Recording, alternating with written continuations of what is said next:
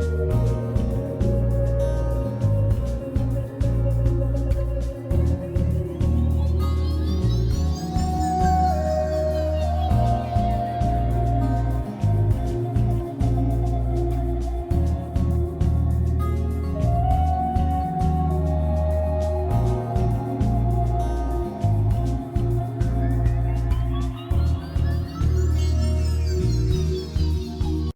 Evening everyone. पिछले episode में मैंने आपको डिफरेंट बैटरी कॉम्बिनेशंस पढ़ाए। उसमें अलग अलग कॉम्बिनेशन के लिए इक्विवेलेंट ईएमएफ और इक्विवेलेंट इंटरनल रेजिस्टेंस का डेरिवेशन दिया, फार्मूला दिया, फार्मूले को लर्न करने की टेक्निक बताई। बच्चों, आज मैं नेक्स्ट टॉपिक स्टार्ट करने जा रहा हूँ, apparatus based upon Wheatstone's bridge. So we have mainly two apparatus. Number one is post office box and number two is meter bridge. तो आज मैं इनको डिटेल में इनका वर्किंग, फंक्शन और एक्सपेरिमेंट्स को एक्सप्लेन करने जा रहा हूँ। और ये कॉम्पिटिशन्स के लिए भी ये दोनों बहुत ही इम्पोर्टेंट होते हैं। एक्सपेरिमेंट बेस्ड क्वेश्चन कॉम्पिटिशन्स में पूछे जाते हैं, उसमें ये दोनों बहुत इम्पोर्टेंट है, post office box and metre bridge. बाद में आएगा पोटेंशियोमीटर, उस पर भी क्वेश्चन बहुत सारे पूछे जाते हैं। तो आज मैं इसको बहुत डिटेल में समझाने जा रहा हूँ। आप कंसंट्रेट रहना, फोकस रहना, समझने की कोशिश करना, आपको समझ में ज़रूर आएगा। सो देखिए बच्चों, मैं आपको बताने जा रहा हूँ post office box. Post office box एक ऐसा डिवाइस है जिसको एंशिएंट टाइम्स में पोस्ट ऑफिस डिपार्टमेंट में रेजिस्टेंस की वैल्यू डिटरमिन करने के लिए इस्तेमाल किया जाता था, इसलिए इसका नाम पोस्ट ऑफिस बॉक्स बना हुआ है। बच्चों, सबसे पहले मैं इसका कंस्ट्रक्शन आपको समझाने जा रहा हूँ। इसमें आप देख सकते हो कि एस शेप में कुछ बना हुआ है। इनफैक्ट ये होता क्या है, ये कॉपर का रेक्टेंगुलर ग्रिड होता है। इसका क्रॉस सेक्शन रेक्टेंगुलर होता है। इसकी विड्थ ऑलमोस्ट 1.5 to 2 सेंटीमीटर और इसकी हाइट 1.5 to 2 सेंटीमीटर। और ये रेक्टेंगुलर जो ब्लॉक्स हैं कॉपर के बीच में कटे होते हैं और इसमें एक ऐसा स्लॉट बना होता है कि राउंड शेप की जो कीज है उसको इंसर्ट करी जा सकती है। तो ये सभी जो ब्लॉक्स हैं ये स्प्लिट होते हैं, एक दूसरे से कटे हुए होते हैं और उनके जंक्शन पे की इंसर्ट करने के लिए स्लॉट बना होता है। और ये टोटल जो सिस्टम है वुडन बोर्ड पे माउंट होता है। और जो वुडन बोर्ड होता है जो इसमें दिखाया गया है, उसके नीचे एक बॉक्स टाइप का स्ट्रक्चर होता है। बॉक्स के अंदर खोल के देखोगे तो हर दो ब्लॉक के बीच में यहाँ पे एक रेजिस्टेंस वायर की जो कॉइल है वो यहाँ पे अटैच्ड होती है। यानी मीन इन दोनों के बीच में एक कॉइल अटैच्ड होगी रेजिस्टेंस की, और यहाँ पे जो कॉइल नीचे रेजिस्टेंस की लगी होगी उसकी वैल्यू होगी 1000 ओम। जो यहाँ पे नीचे लगी होगी उसकी वैल्यू होगी 100 ओम, देन 10 ओम, then again 10 ohm, 100, 1000, infinity मतलब very large, then 5000, again 2000, 2000 ohm, 1000 ohm, 500 ohm, 200 ohm, 200 ohm, 100 ohm, 50, 20, 20, 10, 5, 2, 2 and 1। ये सारे ओम में रेजिस्टेंसेस की वैल्यूज़ हैं और हर दो ब्लॉक के बीच में इस तरह की रेजिस्टेंस कॉइल नीचे लगी होती है। बच्चों, सपोज़ यहाँ पे अगर 100 ओम का रेजिस्टेंस मुझे इंट्रोड्यूस करना है तो 100 ओम की जो की है उसको निकाल लेनी पड़ेगी। जब की तुम निकाल लोगे तो नीचे लगी हुई जो 100 ओम की रेजिस्टेंस कॉइल है वो काम करना शुरू कर देगी। और अगर तुम की इसमें इंसर्ट कर दोगे तो ये शॉर्ट सर्किट हो जाएगा। ये जो कॉपर के ब्लॉक हैं शॉर्ट हो जाएंगे और करंट शॉर्ट सर्किट वाले रास्ते से फ्लो करेगी, रेजिस्टेंस वाले रास्ते से फ्लो कतई नहीं करेगी। यहाँ पे इफेक्टिव रेजिस्टेंस 0 हो जाएगा। इसलिए करते क्या है कि जितने ओम का रेजिस्टेंस क्रिएट करना होता है रास्ते में करंट के पाथ में, उतने ओम की को निकाल लिया जाता है। और अगर इसका इफेक्ट 0 करना है तो इसमें की इंसर्ट कर दी जाएगी और इसको शॉर्ट करा दिया जाएगा। तो देखने में एस शेप में बना हुआ है, ये कॉपर का ब्लॉक है। हर 2 ब्लॉक एक दूसरे से स्प्लिट है अलग अलग, और उनके बीच में की इंसर्ट करने के लिए स्लॉट बना हुआ है। उसके बाद इस कॉर्नर को बी बोलते हैं, फिर इसको टर्मिनल ए बोलते हैं, इसको सी बोलते हैं और इसको डी बोलते हैं। इसमें बच्चों कॉपर वायर से कुछ इंटरनल वायरिंग करी जाती है। अंदर ही अंदर एक कॉपर वायर टर्मिनल ए को यहाँ पे टैपिंग की होती है, टैपिंग की के बॉटम पीस के साथ कनेक्ट कर दिया जाता है। फिर जो टर्मिनल सी है उसको भी एक कॉपर वायर से अंदर ही अंदर वायरिंग करी जाती है और एक दूसरे टैपिंग की K2 से कनेक्ट कर दिया जाता है। या टैपिंग के इसको प्रेस करोगे तो टच करेगा, छोड़ दोगे तो ऊपर आके यहाँ पे रुक जाएगा। ये भी टैपिंग की है, लीफ टाइप का होता है, पत्ती टाइप का। प्रेस करोगे टच कर जाएगा, सर्किट कंप्लीट हो जाएगा, छोड़ दोगे यहाँ पे आके सस्पेंशन में रहेगा। बच्चों इसमें सर्किट कैसे बनाते बता रहा हूँ। टर्मिनल बी से एक कॉपर वायर ऐसे निकला, फिर ऐसे जा रहा है। ये कॉपर वायर का जो कनेक्शन है बाहर से दिया जाता है। फिर यहाँ पे एक अननोन रेजिस्टेंस आपको लैब में मिलता है, उसको आप यहाँ पे लगा देते हो। फिर ये कॉपर वायर, फिर उसको टर्मिनल डी से लिंक कर दिया। फिर इसको आगे बढ़ाते हैं कॉपर वायर। फिर एक शंटेड गैल्वेनोमीटर होता है, उसके साथ सीरीज़ में ये की लगी होती है, की K2। I mean shunted galvanometer K2 की से होता हुआ अंदर ही अंदर टर्मिनल सी से कनेक्टेड होता है। फिर बी से जो कॉपर वायर निकल रहा है वो डाउनवर्ड आएगा। फिर यहाँ पे एक बैटरी होगी, बैटरी का नेगेटिव टर्मिनल यहाँ कनेक्टेड होगा, पॉजिटिव टर्मिनल से कॉपर वायर आएगा और ये टैपिंग की से कनेक्टेड होगा। टैपिंग की K1 अंदर ही अंदर इंटरनल वायरिंग करके उसको टर्मिनल ए से मिला दिया जाता है। बच्चों इसमें बी और सी के बीच में जो भी रेजिस्टेंस मैं इंट्रोड्यूस करूँगा उसका सिंबल Q होगा। ए और सी के बीच में जो भी रेजिस्टेंस इंट्रोड्यूस होगा उसका सिंबल P ओम होगा। और ए से लेकर डी तक, starting from A and up to D, जो भी रेजिस्टेंस मैं इंट्रोड्यूस करूँगा उसकी वैल्यू R मानी जाएगी। और जो अननोन वायर दिया जाता है, अननोन रेजिस्टेंस जिसको फाइंड करना होता है, उसको यहाँ पे ला के कनेक्ट कर देते हैं। बच्चों कहते हैं कि पोस्ट ऑफिस बॉक्स व्हीटस्टोन्स ब्रिज के प्रिंसिपल पे वर्क करता है। बहुत सारे बच्चों को इसमें व्हीटस्टोन्स ब्रिज दिखता ही नहीं, इसलिए मैंने व्हीटस्टोन्स ब्रिज का डायग्राम बना रखा है नीचे और वहाँ से उसको समझाने की कोशिश करूँगा। देखो बिटवीन ए एंड सी यहाँ पे P ओम लगा हुआ है। ये व्हीटस्टोन्स ब्रिज का डायग्राम है। Between A and C P ohm resistance. Then between C and B यहाँ Q ओम लगा है। Here also between C and B Q ohm लगा है। फिर बच्चों मैं आपको बताना चाहता हूँ कि टर्मिनल ए से आप मूव करो अंदर ही अंदर, फिर उसके साथ सीरीज में टैपिंग की K1 लगी है और उस टैपिंग की के साथ बैटरी का पॉजिटिव टर्मिनल जुड़ा है और नेगेटिव टर्मिनल B से जुड़ा है। बच्चों इसका मीनिंग क्या हुआ? इसका मीनिंग ये हुआ कि A और B के बीच में, बिटवीन A एंड B, एक बैटरी होगी, सीरीज में की K1 होगा बिटवीन A एंड B। ये मैं आपको इस डायग्राम में दिखाता हूँ, आप देखिए। बिटवीन A एंड B आप इस पाथ को फॉलो करो।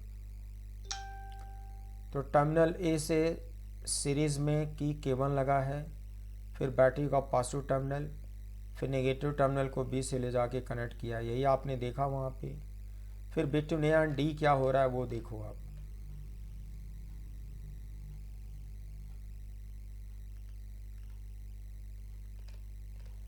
बच्चों ये जो टर्मिनल A है यहाँ से कॉपर ब्लॉक के रास्ते से चला जाए और डी तक पहुँचा जाए, तो मैं कह सकता हूँ के और डी के बीच में रेजिस्टेंस कैपिटल आर लगा हुआ है।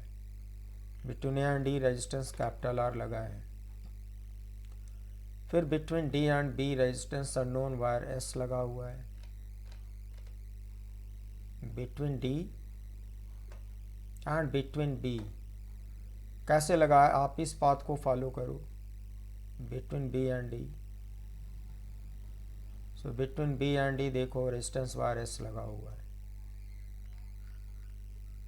रेजिस्टेंस वायर एस लगा है। फिर बिटवीन सी एंड डी क्या लगा है, सीरीज में टैपिंग की K2 लगा है और गैल्वेनोमीटर G लगा है। सीरीज में दोनों लगे हैं।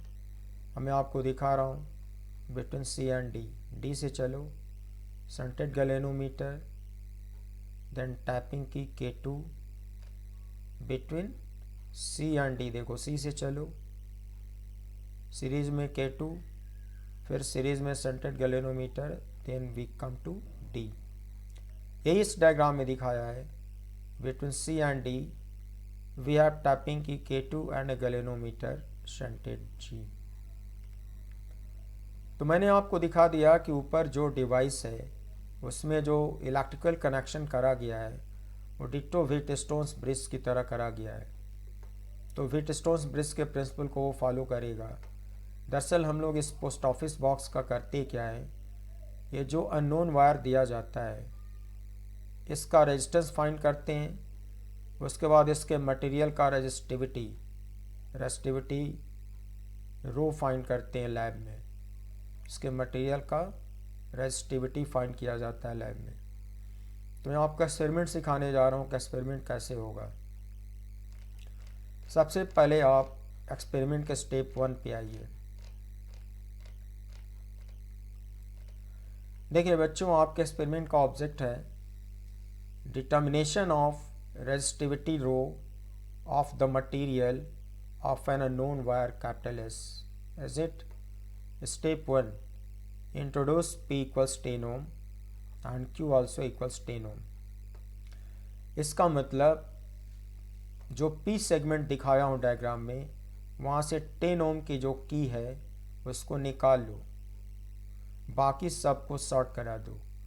जो Q सेगमेंट दिखाया हूँ वहाँ से 10 ओम की निकालो, बाकी सारी कीज को शॉर्ट करा दो। एंड सपोज R की वैल्यू मैंने 23 ओम जब की है, तो क्या हुआ, फर्स्ट द सेल की K1 and then the galvanometer की K2 इज प्रेस्ड। बच्चों सबसे पहले सेल की K1 को दबाते हैं, उससे सर्किट कंप्लीट होता है, करंट इस्टेब्लिश हो जाती है। उसके बाद डिफ्लेक्शन चेक करने के लिए उसके ठीक बाद गैल्वेनोमीटर की K2 को प्रेस किया जाता है। तो देखा गया कि जब R की वैल्यू मैंने 23 ओम मेंटेन करी, तो गैल्वेनोमीटर का जो नीडल है deflects very slightly to the left direction में थोड़ा सा डिफ्लेक्ट हुआ, बहुत थोड़ा सा डिफ्लेक्शन होना चाहिए। और ऐसा कब हुआ, जब R की वैल्यू मैंने 23 ओम करी है। इसका मतलब क्या हुआ, यहाँ से 10 ओम की बाहर निकाल लो, इन दोनों को शॉर्ट करा दो, इंसर्ट कर दो। यहाँ से भी 10 ओम की बाहर निकाल लो, तो Q की वैल्यू 10 ओम इंट्रोड्यूस हो जाएगी, इन दोनों को शॉर्ट करा दो। बच्चों R को मैंने 23 मेंटेन किया, 23 R को कैसे मेंटेन करोगे, यहाँ से 20 ओम की निकाल लो, यहाँ से 2 ओम की निकाल लो और यहाँ से 1 ओम की निकाल लो। तार की वैल्यू यहाँ पे क्या हो जाएगी, 23 ओम।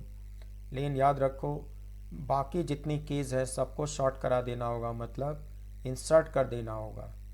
जितने ओम का रेजिस्टेंस इंट्रोड्यूस करना है उतने ओम का की निकाल लिया जाता है, बाकी सारी कीज़ को इंसर्ट कर दिया जाता है। ये याद जरूर रखना, अगर कोई की खुली रह गई तो आर की वैल्यू चेंज हो जाएगी। तो सबको इंसर्ट करा दो, केवल 23 ओम की कीज़ यहाँ से बाहर निकाल लो। तो ऐसा करने से सिचुएशन जो आ रही है, अब देखो इसमें क्या होगा। अगर गैल्वेनोमीटर में वेरी स्लाइट डिफ्लेक्शन हुआ है, galvanometer deflects slightly to the left, इसका मतलब ऑलमोस्ट तुम्हारा ब्रिज बैलेंस हो चुका है। एग्जैक्टली तो नहीं बच्चों, लेकिन ऑलमोस्ट तुम्हारा ब्रिज बैलेंस हो चुका है। गैल्वेनोमीटर का रीडिंग ऑलमोस्ट जीरो है, एग्जैक्टली जीरो तो नहीं है बट ऑलमोस्ट जीरो है, तो इसको ऑलमोस्ट बैलेंस मानेंगे। तो बैलेंस ब्रिज की कंडीशन जो आपको पढ़ाई गई है वो इस्तेमाल करोगे। अप्रॉक्सीमेटली बैलेंस है तो लिखोगे P by Q approximately equal to R by S, है ना। क्रॉस मल्टीप्लाई करोगे तो एस की वैल्यू आएगी approximately equal to R into Q by P. आपने देखा कि R की वैल्यू मैंने 23 ओम मेंटेन करी है, Q की वैल्यू 10 है, P की वैल्यू 10 है, सॉल्व करने पर 23 आएगा। इसका मतलब जब R की वैल्यू 23 ओम मेंटेन करी है उस वक्त S की वैल्यू अप्रॉक्सीमेटली 23 आएगा, नॉट एग्जैक्टली। अब क्या करना होगा बच्चों, now suppose P is 10 and Q is 10, I mean P और Q को चेंज अभी नहीं किया गया, दोनों को अभी 10 ओम मेंटेन किया गया है, लेकिन R की वैल्यू थोड़ी सी बढ़ा दी गई। मान लो 23 से बढ़ाकर 24 कर दिया, थोड़ा सा बढ़ाया, ज़्यादा नहीं बढ़ाया। नाउ फर्स्ट द सेल की K1 and then the galvanometer key K2 is pressed. Now galvanometer deflects slightly to the right. बच्चों मैं ये कहना चाहता हूँ कि इस बार जब R की वैल्यू 24 ओम करी गई तो गैल्वेनोमीटर का डिफ्लेक्शन स्लाइटली राइट मिला। स्लाइटली राइट मिला मतलब गैल्वेनोमीटर ऑलमोस्ट उसका रीडिंग जीरो है और तुम्हारा ब्रिज ऑलमोस्ट बैलेंस है। ऑलमोस्ट बैलेंस है तो फिर से रिलेशन यूज़ करोगे, I mean P by Q approximately equal to R by S, then S equals R into Q by P। R की वैल्यू इस बार 24 तुमने रखा है, Q और P को 10 रखे हो, तो कैंसिल आउट होने पर S की वैल्यू अप्रॉक्स 24 आएगा। लेकिन बच्चों S 24 आएगा, लेकिन गैल्वेनोमीटर का डिफ्लेक्शन स्लाइटली राइट हुआ है, आई मीन ये S की एग्जैक्ट वैल्यू नहीं मानी जाएगी। हाँ, हम लोग ये ज़रूर कह सकते हैं कि it means S will be between 23 ohm and 24 ओम। बच्चों 23 ओम पर गैल्वेनोमीटर का डिफ्लेक्शन स्लाइटली लेफ्ट आया था, 24 पे स्लाइटली राइट आया था, इसका मतलब एग्जैक्टली जीरो इन दोनों के बीच में आएगा। जब एग्जैक्टली जीरो रीडिंग दोनों के बीच में आएगा तो ऑब्वियसली हम लोग कह सकते हैं कि एस की वैल्यू इन दोनों के बीच में होएगी, ना ही 23 होगा ना ही 24 होगा, एस की वैल्यू इन दोनों के बीच में कुछ न कुछ होगा। तो एक्यूरेसी फाइंड करने के लिए हम लोग स्टेप 2 पर आते हैं कि अब आगे क्या करना होगा। हम लोग डेसिमल के 2 प्लेसेस तक एस की वैल्यू एक्यूरेट निकालेंगे, डेसिमल के 2 प्लेस तक। तब नेक्स्ट स्टेप में क्या करना होगा वो मैं आपको बता रहा हूँ। Now come to step 2, introduce P equals 100 ohm and Q equals 10 ohm. बच्चों मैं सिखा चुका हूँ कि रेजिस्टेंस इंट्रोड्यूस करने के लिए की को निकालनी पड़ती है।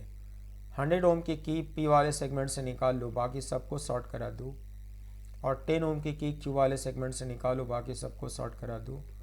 R की वैल्यू एडजस्ट करो, घटाते बढ़ाते जाओ, एडजस्ट करो, जब वेरी स्लाइट डिफ्लेक्शन मिले तो जाके R की वैल्यू रीड करो।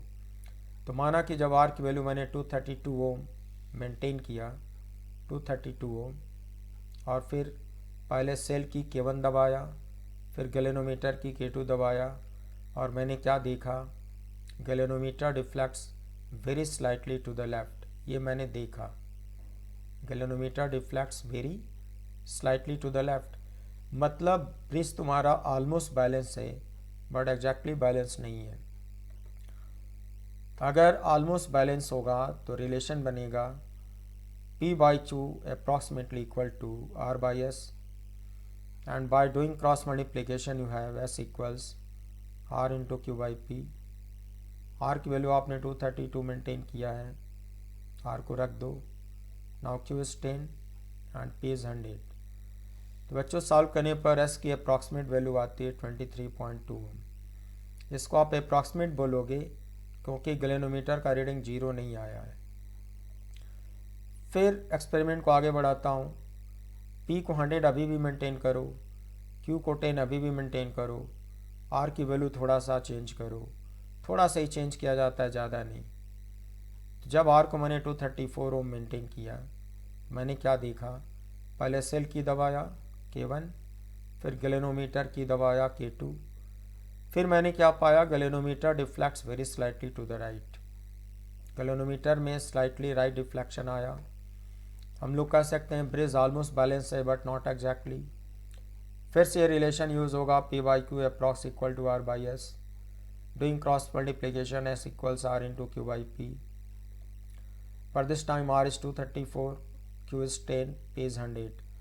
सॉल्व करने पर बच्चों आता है 23.4। अब मेरी बात समझो, जब S की वैल्यू 23.4 आ रही है उस वक्त गैल्वेनोमीटर तुम्हारा स्लाइटली राइट डिफ्लेक्ट हुआ है, और जब S की वैल्यू 23.2 आया था तो गैल्वेनोमीटर स्लाइटली लेफ्ट डिफ्लेक्ट हुआ था।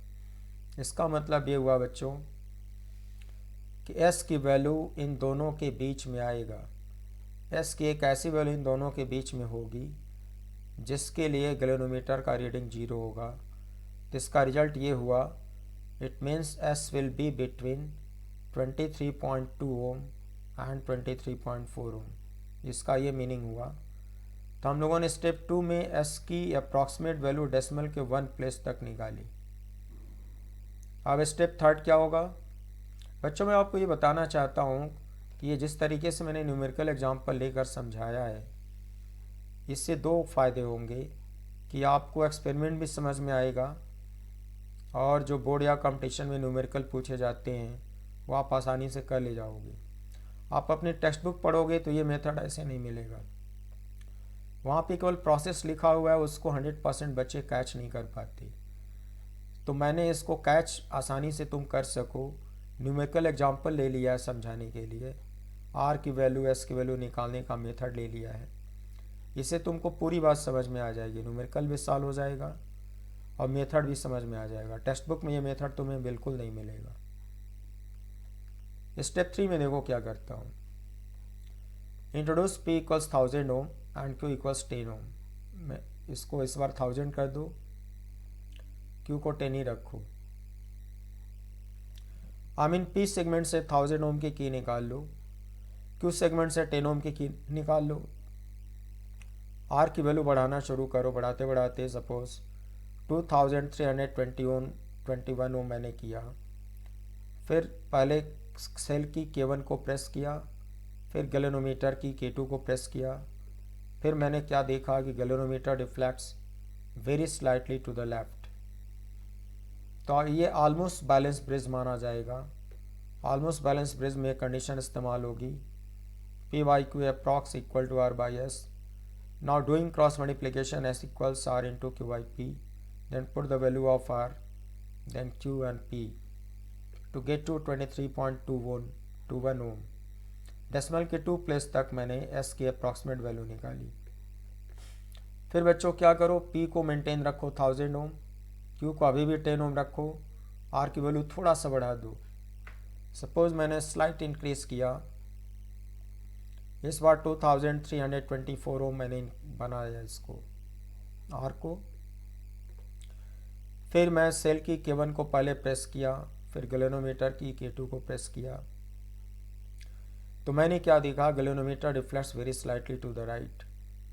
अब गैल्वेनोमीटर का डिफ्लेक्शन मुझको राइट साइड में मिला, वो भी वेरी स्लाइट, जिसका मतलब ब्रिज तुम्हारा ऑलमोस्ट बैलेंस होगा। तो कंडीशन फिर से वैलिड होगी, ये कंडीशन फिर से आएगी, फिर इन तीनों की वैल्यू पुट करी जाएगी। फिर S की वैल्यू आती है 23.24। तो बच्चों इससे इसका ये मतलब हुआ कि जब S की वैल्यू 23.21 ओम आती है तो गैल्वेनोमीटर का डिफ्लेक्शन वेरी स्लाइटली लेफ्ट होता है। जब S की वैल्यू 23.24 आती है तो गैल्वेनोमीटर का डिफ्लेक्शन वेरी स्लाइटली राइट होता है। इसका मतलब ये हुआ बच्चों, गैल्वेनोमीटर का रीडिंग 0 के लिए S की वैल्यू इन दोनों के बीच में कुछ न कुछ होगी। तो S की एग्जैक्ट वैल्यू निकालने का मेथड सजेस्ट किया जाता है कि आप इन दोनों वैल्यूज़ का फाइनली अरिथमेटिक मीन ले लो। तो अरिथमेटिक मीन लेने पर और राउंड ऑफ करने पर S की अप्रॉक्सीमेट वैल्यू आती है 23.22 ओम। बच्चों इस एक्सपेरिमेंट में ये सिखाया जाता है कि ये एक ऐसा डिवाइस है जो अननोन रेजिस्टेंस की वैल्यू डेसिमल के 2 प्लेस तक निकाल पाता है। डेसिमल के 2 प्लेस तक निकालने के लिए या एक्यूरेसी मेंटेन करने के लिए पोस्ट ऑफिस बॉक्स को इस्तेमाल किया जाता है। अदरवाइज अप्रॉक्सीमेट वैल्यू निकालने के लिए मीटर्स ब्रिज भी काम करेगा और मीटर्स ब्रिज इतना एक्यूरेट नहीं निकाल पाएगा। अब क्या करोगे, अननोन वायर का रेजिस्टेंस तो तुमने निकाल लिया, अब रेजिस्टिविटी बच्चों कैसे निकालोगे? जो अननोन वायर आपने सर्किट में यूज किया है उसको वहाँ से ओपन कर लो। ओपन करने के बाद उसको एक छोटा सा हैमर ले लो और हैमरिंग करके उसको बिल्कुल स्ट्रेट कर दो, क्योंकि वो मुड़ा तुड़ा होता है, उसको हैमरिंग करके स्ट्रेट कर दो। जब वो वायर स्ट्रेट हो जाता है तो उसका जो लेंथ है मीटर स्केल से उसका लेंथ एल मेज़र कर लो। लैब में आपको स्क्रू गॉज मिलेगा, स्क्रू गॉज से लैब में उसका रेडियस आर मेज़र कर लो। उसके बाद स्पेसिफिक रेजिस्टेंस रो की वैल्यू निकालने के लिए फार्मूला आपको सिखाया जा चुका है बच्चों कि रेजिस्टेंस की कोई भी value rho L upon capital A होता है। कैपिटल ए का मतलब उस वायर का क्रॉस सेक्शनल एरिया, रो का मतलब मटेरियल का रेजिस्टिविटी और एल का मतलब लेंथ। तो अननोन वायर का लेंथ मीटर स्केल से मेज़र किया, रेडियस स्क्रू गॉज से मेज़र किया, तो क्रॉस सेक्शन उसका पाई आर स्क्वायर हो जाएगा। अब यहाँ से रो की वैल्यू निकालने के लिए क्रॉस मल्टीप्लाई करो, then rho comes out S into pi R square by L. R की वैल्यू पुट करो, एस की वैल्यू पुट करो, एल की वैल्यू पुट करो, रेजिस्टिविटी सॉल्व हो जाएगा। अगर लेंथ और रेडियस का वैल्यू जो मेज़र करे हो, अगर इसको सेंटीमीटर में प्लेस करोगे, सेंटीमीटर में कंसिडर करोगे, तो रेजिस्टिविटी का जो यूनिट आएगा बच्चों ओम सेंटीमीटर आएगा। तो इसको ओम सेंटीमीटर में रो की वैल्यू सॉल्व कर लो। इस तरह से तुम्हारा एक्सपेरिमेंट कंप्लीट हो जाता है। फिर बच्चों सेकेंड डिवाइस है मीटर्स ब्रेस। तो मीटर ब्रेस से भी हम लोग रेजिस्टिविटी फाइंड करते हैं, लेकिन यहाँ उतनी एक्यूरेसी मेंटेन नहीं हो पाती जितना पोस्ट ऑफिस बॉक्स में होता है। बच्चों ये टॉपिक मैं आपको अपनी बुक से पढ़ा रहा हूँ जिसका टाइटल है करंट इलेक्ट्रिसिटी, और मैं इसका राइटअप अभी प्रिपेयर कर रहा हूँ। जब राइटअप कंप्लीट हो जाएगा तो मैं इस बुक को पब्लिश करूँगा तो आपको इन्फॉर्म कर दूँगा। तब हम लोग पढ़ने जा रहे हैं मीटर ब्रेस से भी एक्सपेरिमेंट का ऑब्जेक्ट वही होगा, लेकिन मेथड चेंज हो जाएगा। सबसे पहले हम लोग इसका वर्किंग प्रिंसिपल समझेंगे। तो मैं पहले भी बताया हूँ कि ये व्हीटस्टोन्स ब्रेस के प्रिंसिपल पे वर्क करता है, तो व्हीटस्टोन्स ब्रेस से इसको रिलेट करके पहले कुछ बातें सिखा दूँ आपको।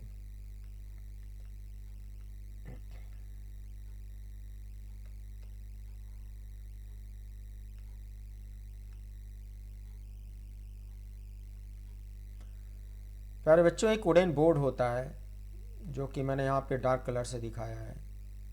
इसका लेंथ इसका स्लाइटली मोर देन 1 मीटर होता है और इसका width slightly more than 15 centimetre होता है।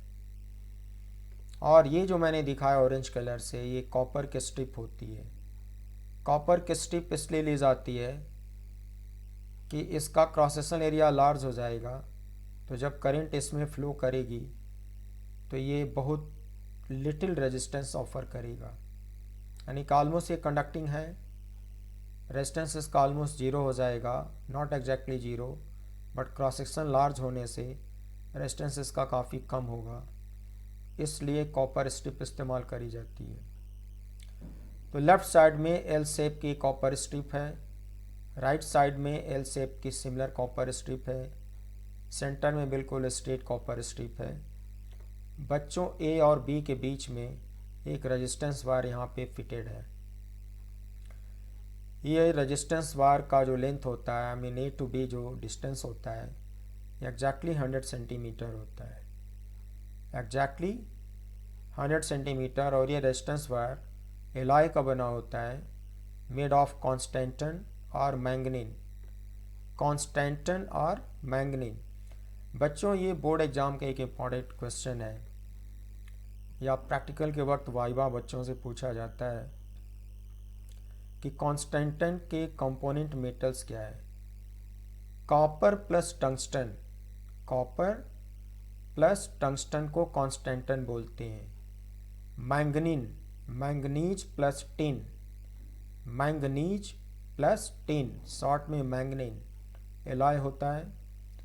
तो ये रेजिस्टेंस वायर या तो कांस्टेंटेंट का होगा या मैंगनीन का होगा, तो उनकी रेजिस्टिविटी ज़्यादा होती है, कम लेंथ में हाई रेजिस्टेंस ऑफर करती हैं और टेम्परेचर के साथ वेरिएशन स्मॉल होता है, इसलिए उसको यहाँ पे इस्तेमाल किया जाता है। यहाँ पे नीचे पैरेलल में एक मीटर स्केल लगी होती है, 100 सेंटीमीटर तक उसमें ग्रेजुएशन बने होते हैं। तो जो कि नल पॉइंट की पोजीशन नोट करने के लिए मीटर स्केल का हेल्प लिया जाता है। बच्चों मैं सर्किट आपको बताता हूँ क्या क्या हो रहा है। ये जो दो स्ट्रिप के बीच का गैप है, यहाँ पे एक रेजिस्टेंस बॉक्स लगाते हैं। रेजिस्टेंस बॉक्स में नोन वैल्यू का कैपिटल आर इंट्रोड्यूस किया जा सकता है, क्योंकि उसमें कीज बनी होती हैं, जैसे पोस्ट ऑफिस बॉक्स में कीज बनी थी और रेजिस्टेंस की वैल्यू प्रिंटेड था, वही तरह रेजिस्टेंस बॉक्स में भी कीज बनी होती हैं और रेजिस्टेंस की वैल्यू प्रिंटेड होती है। तो नोन वैल्यू का रेजिस्टेंस यहाँ पे इंट्रोड्यूस किया जा सकता है। जो अननोन वायर आपको लैब में मिलेगा, जिसका रेजिस्टेंस आपको फाइंड करना होता है, उसको सिंबल्स में एस बोलते हैं। बच्चों उस अननोन वायर को इस गैप में लगा दिया जाता है। ये टर्मिनल स्क्रूज होते हैं, इसमें लपेट के टाइट कर दिया जाता है। अननोन वायर को इस गैप में लगाते हैं। सी के साथ सीरीज में एक शंटेड गैल्वेनोमीटर होता है और उसके साथ एक जॉकी होती है। जॉकी नाइफ एज होता है, बहुत शार्प एज होती है, उसे एग्जैक्ट नोट किया जाता है नल पॉइंट की पोजीशन। तो जॉकी और गैल्वेनोमीटर सीरीज में होते हैं। ये पॉइंट सी और डी के बीच में इस्तेमाल होते हैं। ए और डी के बीच का जो रेजिस्टेंस होगा बच्चों, उसको पी ओम कहेंगे। डी और बी के बीच जो रेजिस्टेंस होगा उसको क्यू ओम बोलेंगे। ए और सी के बीच जो रेजिस्टेंस होगा उसको कैपिटल आर बोलेंगे। और सी और बी के बीच में जो रेजिस्टेंस होगा उसको अननोन रेजिस्टेंस एस बोलेंगे। अब इसमें करंट एस्टेब्लिश कराने के लिए ए और बी के बीच में सीरीज में एक स्टोरेज सेल लगाएंगे, फिर एक रियोस्टेट होगा, फिर एक की होगी। वो ए और बी के बीच में ये तीनों कंपोनेंट सीरीज में लगा दिए जाते हैं। अगर की को इंसर्ट कर दूं तो सर्किट कंप्लीट हो जाएगा, करंट फ्लो करनी शुरू कर देगी। फिर प्रैक्टिकल स्टार्ट करूंगा। बच्चों में इस डायग्राम को व्हीटस्टोन्स ब्रिज से कंपेयर करके दिखाता हूँ कि व्हीटस्टोन्स ब्रिज किस तरह से इसमें वर्क करेगा। देखो, between A and C R लगा है, यार बिटवीन ए एंड सी यहाँ पे आर लगा हुआ है। Between C and B S लगा है, यहाँ पे between C and B S लगा है। बिटवीन ए एंड डी जो इस वायर का रेजिस्टेंस होगा उसको पी ओम कहेंगे। बिटवीन ए एंड डी यहाँ पे देखो पी ओम लगा है। फिर बिटवीन डी एंड बी, बच्चों बिटवीन डी एंड बी जो भी वायर होगा उसका रेजिस्टेंस क्यू ओम होगा।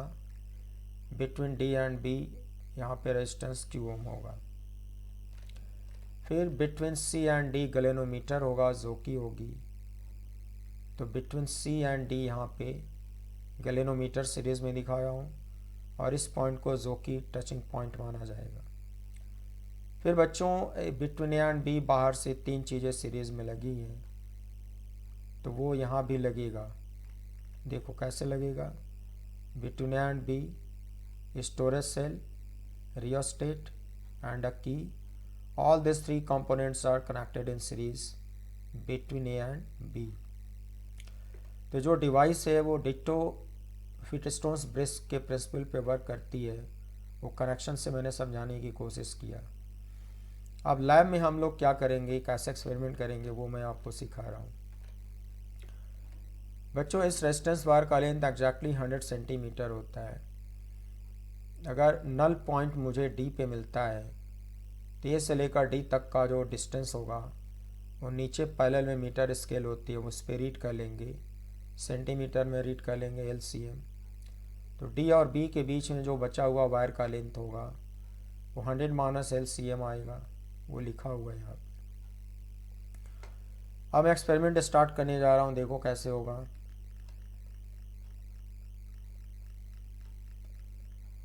बच्चों आपके एक्सपेरिमेंट का ऑब्जेक्ट होगा determination of resistivity rho of the material of an unknown wire capital S.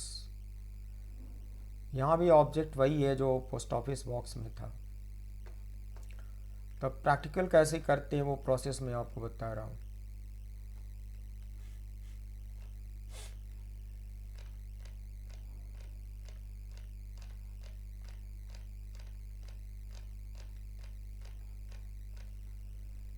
बच्चों सबसे पहले इस की को इंसर्ट कर देते हैं।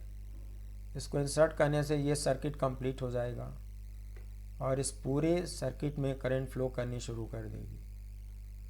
करंट यहाँ ऊपर से भी फ्लो करेगी, करंट यहाँ एडी बी में भी फ्लो करेगी।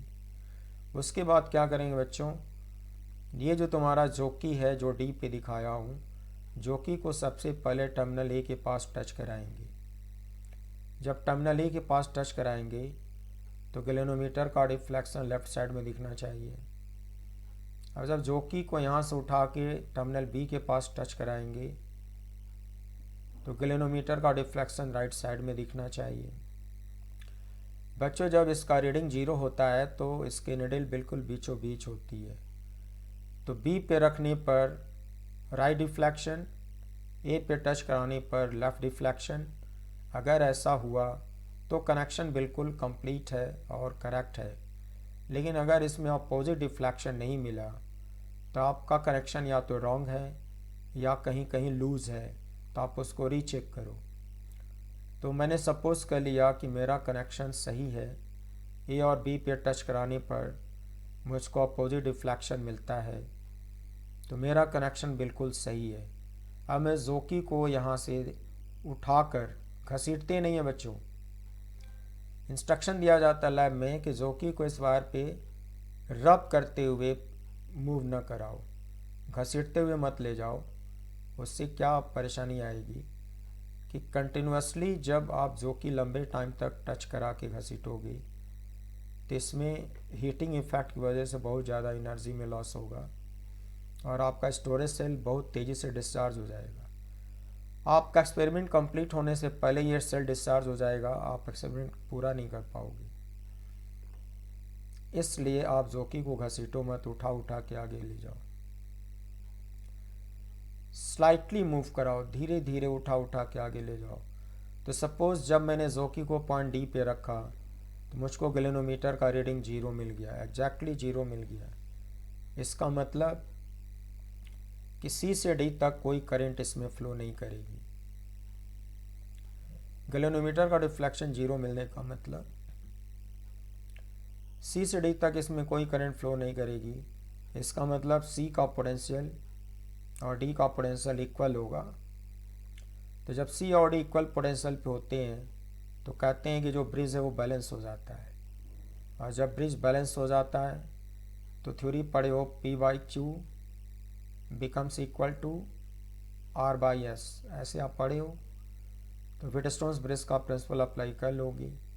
अब मान लो कि इसका रीडिंग 0 हो गया, आपने जोकी को डी पे रखा, ए और डी के बीच का जो डिस्टेंस है मीटर स्केल से रीड कर लो, L सेंटीमीटर। तो डी और बी के बीच का जो डिस्टेंस आएगा 100 माइनस LCM।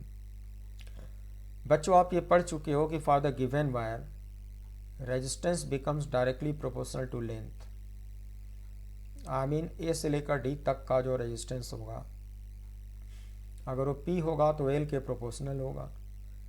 D से लेकर B तक का रेजिस्टेंस अगर Q होगा तो Q की वैल्यू 100 माइनस L के प्रोपोर्शनल होगा। आई मीन जब मुझे P/Q रेशियो लिखने की ज़रूरत पड़ेगी, P/Q, तो P/Q की वैल्यू मैं L/100 माइनस L लिख सकता हूँ, कोई प्रॉब्लम नहीं होगी। स्टैंडर्ड R की वैल्यू यहाँ से रीड कर लोगी क्योंकि यहाँ पे R प्रिंटेड होता है। जितने ओम की बाहर निकाले हो उतने ओम का रेजिस्टेंस यहाँ पे इंट्रोड्यूस हो जाएगा। तो वहाँ पे रीड कर लो, प्रिंटेड होता है। और इस अननोन एस की वैल्यू फाइंड करो। कैसे करोगे देखो बता रहा हूँ।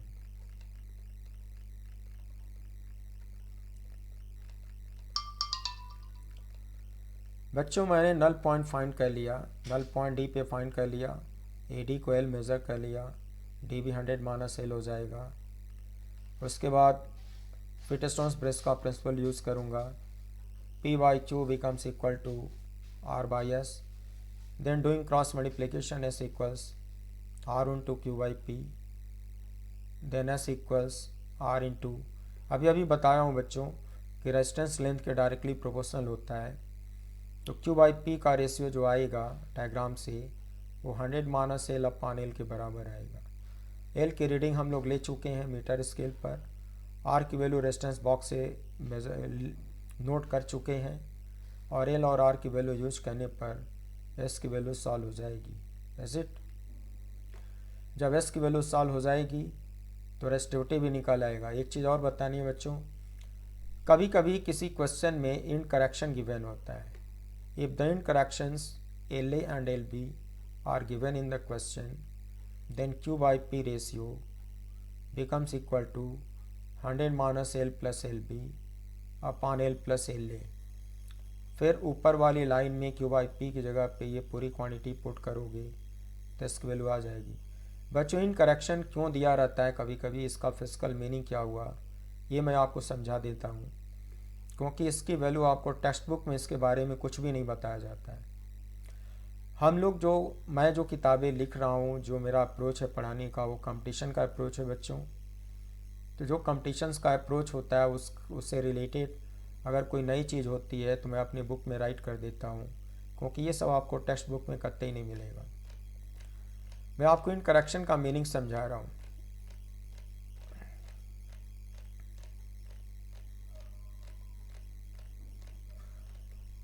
प्यारे बच्चों, कहते हैं कि ए से लेकर बी तक का डिस्टेंस एग्जैक्टली 100 सेंटीमीटर होता है, और ए और डी के बीच का लेंथ एल हम लोग मीटर स्केल पे पढ़ लेते हैं।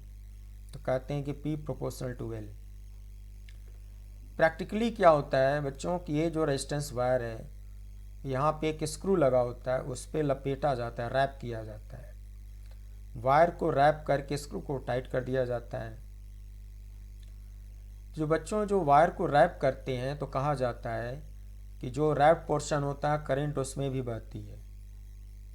तो जब उसमें भी करंट बहेगी, वही करंट जो ए से डी तक बहेगी, वही करंट जो ए से डी तक बहेगी, वही करंट लिपटे हुए पोर्शन में भी बहती है। इसका मतलब करंट के रास्ते में जो एग्जैक्ट रेजिस्टेंस आएगा वो केवल ए लेंथ के बराबर नहीं होगा।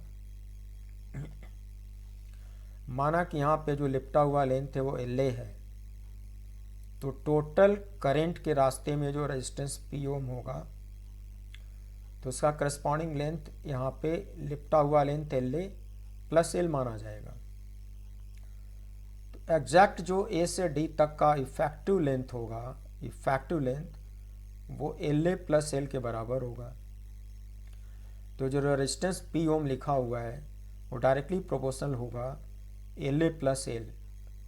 तो वह एल ए को इनकरेक्शन बोलते हैं, कभी कभी क्वेश्चन में दिया रहेगा। ड्यू टू सेम रीजन बच्चों इस रेजिस्टेंस वायर को इस स्क्रू पे भी लपेटा गया है, उसके बाद उसको टाइट किया जाता है।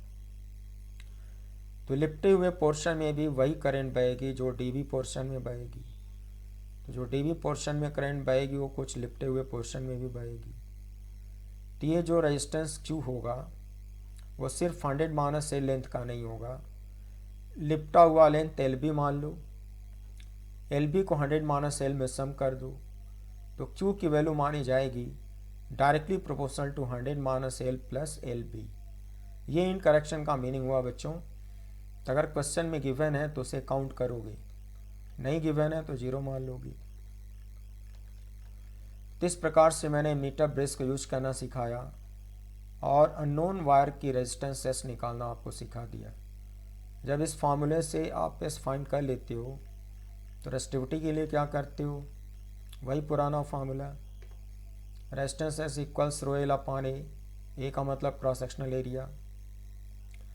then rho equals S into pi R square by capital L. बच्चों जो अननोन वायर है उसको हैमरिंग करके स्ट्रेट कर लो मीटर स्केल से उसका लेंथ मेज़र कर लो।